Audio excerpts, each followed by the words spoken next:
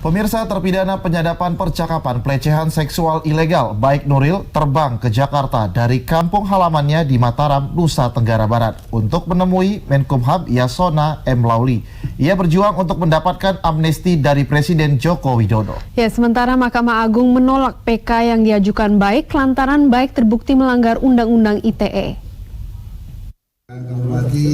Menteri Hukum dan Hak Asasi Manusia Yasona M. Lauli di Tangerang, Banten Selasa pagi mengaku tengah meminta pendapat dari pakar hukum atas kasus yang menjerat Baik Nuril, mantan guru honorer SMA Negeri 7 Mataram, Nusa Tenggara Barat.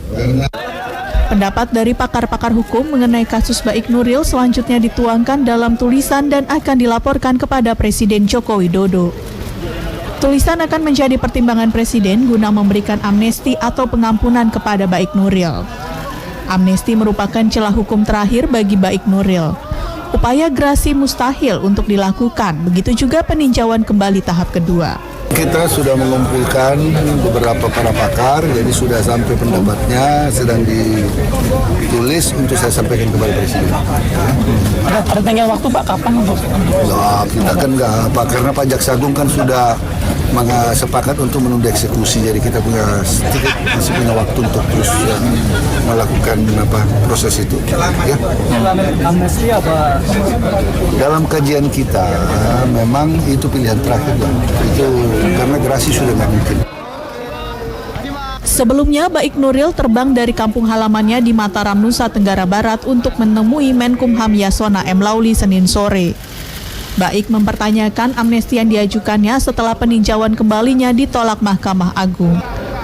Baik meminta keadilan kepada Menkumham karena telah menjadi korban pelecehan seksual yang dilakukan kepala sekolah bernama Muslim di bekas sekolah tempatnya mengajar. Harapannya sampai saat ini saya masih bisa berdiri di sini. Saya ingin mencari keadilan.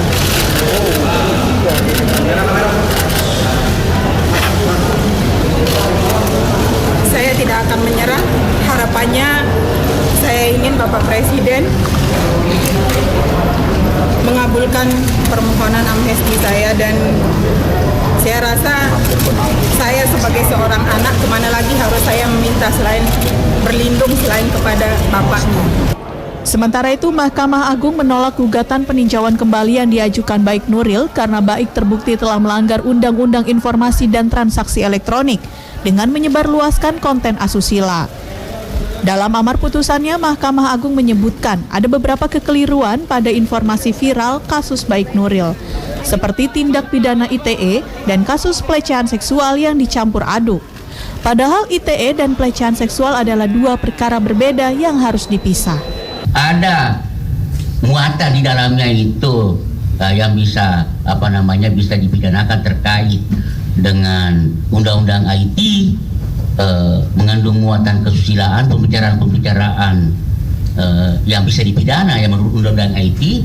Nah, kenapa serahkan apapun ini menurut di situ jadi dia merekam, kemudian dia juga menyerahkan kepada Imam Mahdi, kendati pun bukan menurut dia, bukan dia yang menyebarkan, tetapi itu bisa itu di dalam di dalam putusan kasasi mempersamakan bahwa ya sama saja, karena tidak disadari bahwa ini akan disebarluaskan oleh orang, mendistribusi.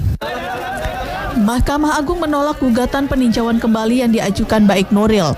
Mahkamah Agung memperkuat putusan vonis di tingkat kasasi yang menghukum Baik Nuril 6 bulan penjara dan denda 500 juta rupiah.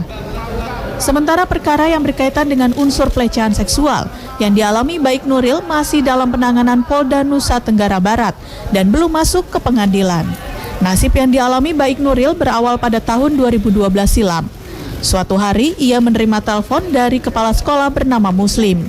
Dalam perbincangan itu, Muslim menceritakan tentang hubungan badannya dengan seorang wanita yang juga dikenal Baik Nuril.